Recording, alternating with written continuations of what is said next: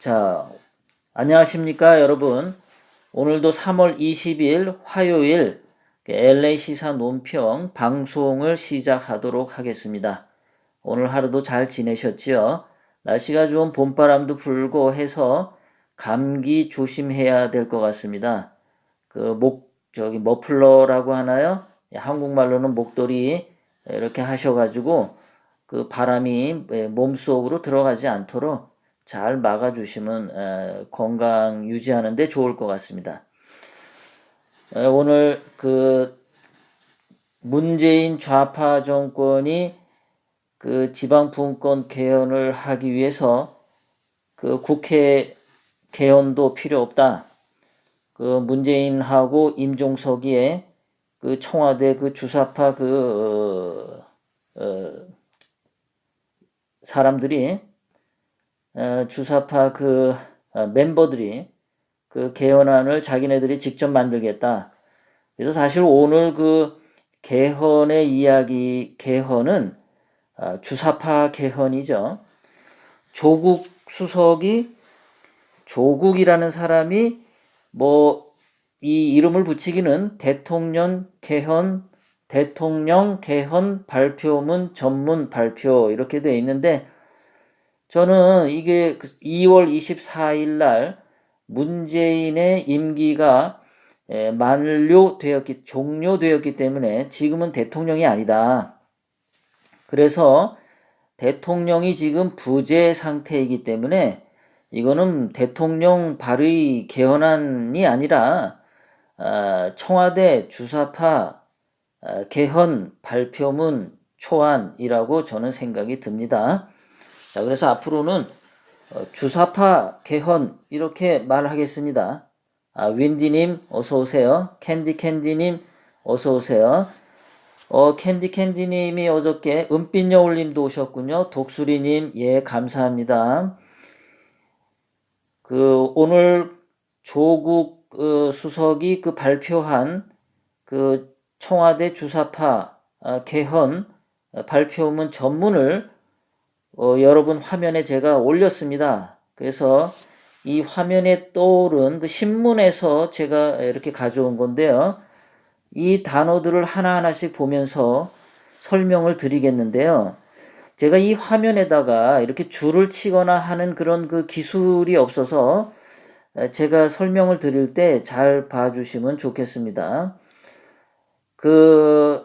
지금 보면은 제가 화면을 살짝 올려볼게요. 자, 첫 번째 줄에 87년 6월 항쟁, 헌법 바꾼 지 30년 흘렀다. IMF 세월호, 삶이 크게 바뀌었다. 삶이 크게 바뀌었는데 어떻게 바뀌었는지가 없죠. 사실은 1987년 6월부터 지금까지 30여 년이 흘러왔는데 대한민국의 경제 발전은 눈부시게 성장했습니다. 국민의 삶도 발전했습니다. 정치도 2016년 10월 달까지만 해도 박근혜 대통령님이 재임하셨던 2016년 10월까지만 해도 대한민국은 발전에 희망이 넘쳤었고 북한을 우리 자유민주주의 체제로 흡수 통일할 거라고 믿어 의심치 않았었습니다. 2016년 10월 손석희의 가짜 태블릿 조작, 선동, 내란, 폭동이 아니었다면 지금 우리 대한민국은 엄청난 발전으로 나아갔을 겁니다. 왜? 미국의 트럼프 대통령하고 우리 박근혜 대통령님은 정책이나 스타일이 너무나 똑같았기 때문에 그 두 분이 서로 손을 잡고 정책을 펴나가고 북한 핵 문제를 대처했다면은 지금 벌써 김정은이는 저 지옥 유황불에서 디글디글 타고 있었을 겁니다. 엄청나게 우리는 국민의 삶이 향상됐습니다. 그래서 지금 이 조국이가 이 주사파 개헌 발표문에 세월호 참사를 거치면서 국민의 삶이 크게 바뀌었다는데 거짓말입니다. 촛불 집회와 대통령 탄핵 이후 새로운 대한민국을 요구하는 국민의 목소리는 더욱 커졌다. 여기서 촛불 집회도 이거 가짜죠. 가짜 태블릿 PC로 인해서 선동당한 가짜 집회였죠.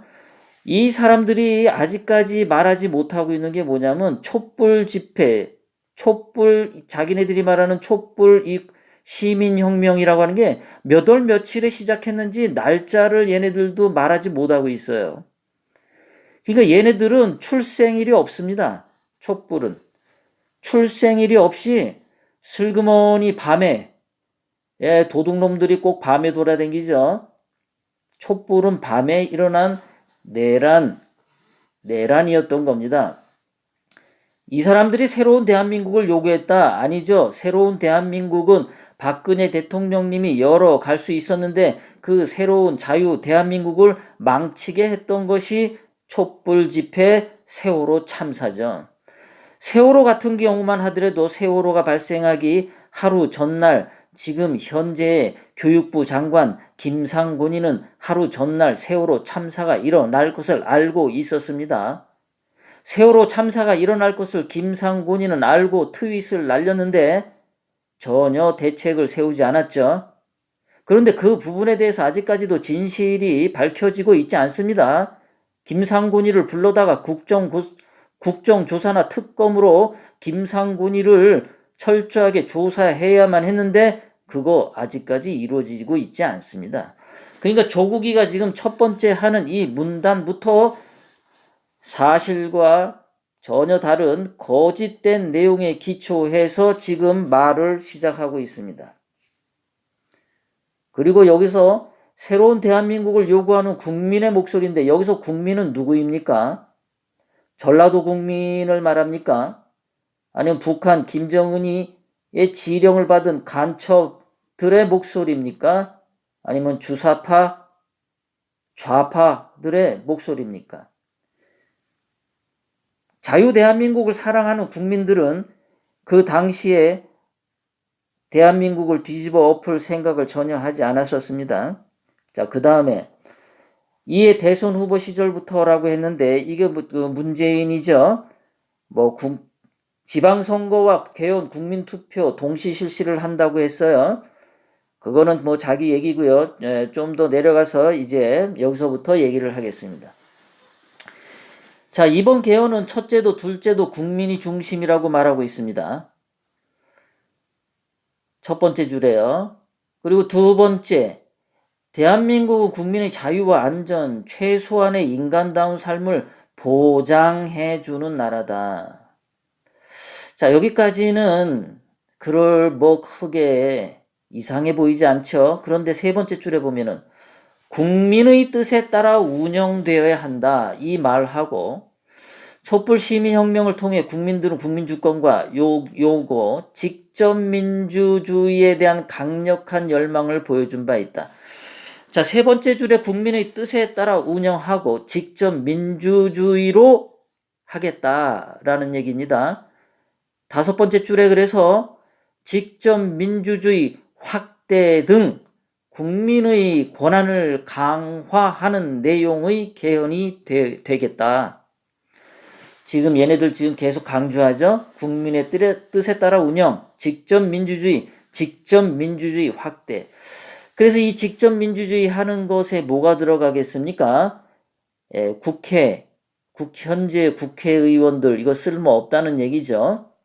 얘네들은 어떻게 보면 간접민주주의죠. 국회의원을 뽑아서 국민의 뜻을 국회의원이 간접적으로 대변해서 정부의 정책을 묻고 또 국민의 뜻을 입법하고 하는 것이죠.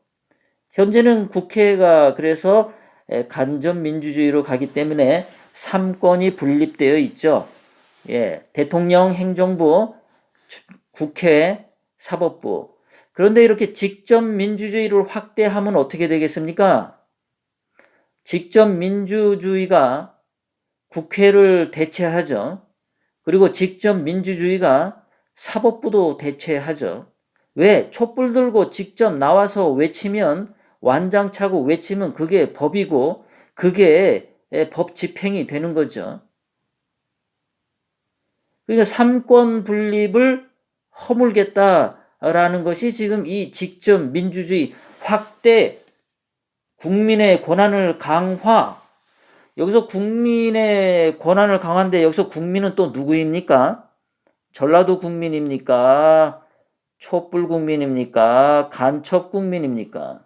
아니면 주사파 국민입니까?